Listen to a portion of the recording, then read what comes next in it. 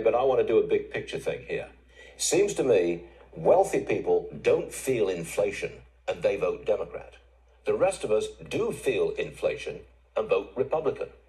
In American politics, I think that's a real switch. It used to be the rich voted Republican and the poor voted Democrat. There's a real sea change in politics. You agree with that? Yes, the rich are a lot richer than they used to be.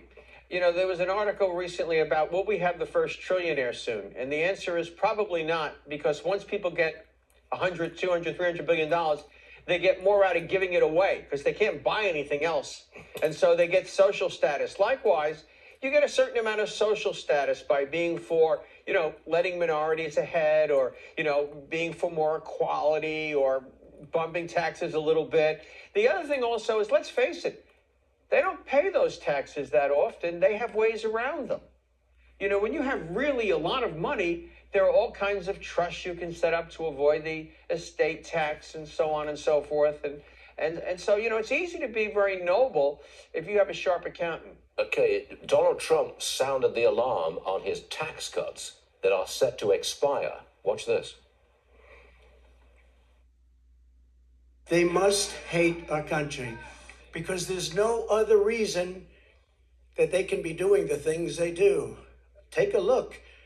The taxes, they want to raise your taxes times 4. They want to let the Trump tax cuts, the biggest tax cuts in the history of our country, they want them to expire. Your taxes are going to go through the roof. You take a look at regulations. They're throwing regulations. You can't breathe. You can't even breathe with what they're doing. Well, Peter, is Trump right? If his tax cuts expire, does that equal a tax increase for just about everybody? Well, absolutely. And, you know, what we're just talking about, consider the estate tax. That rolls back to an exemption for $5 million per person, which is not a great deal of money.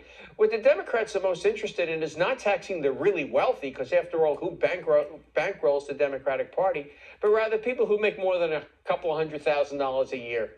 You know, somehow or other, it's ill-gotten gain. If you're thrifty, you go to school, you study something useful, you're successful in a profession, or you start a business, you're a bad person to a Democrat, because after all, who does the thinking?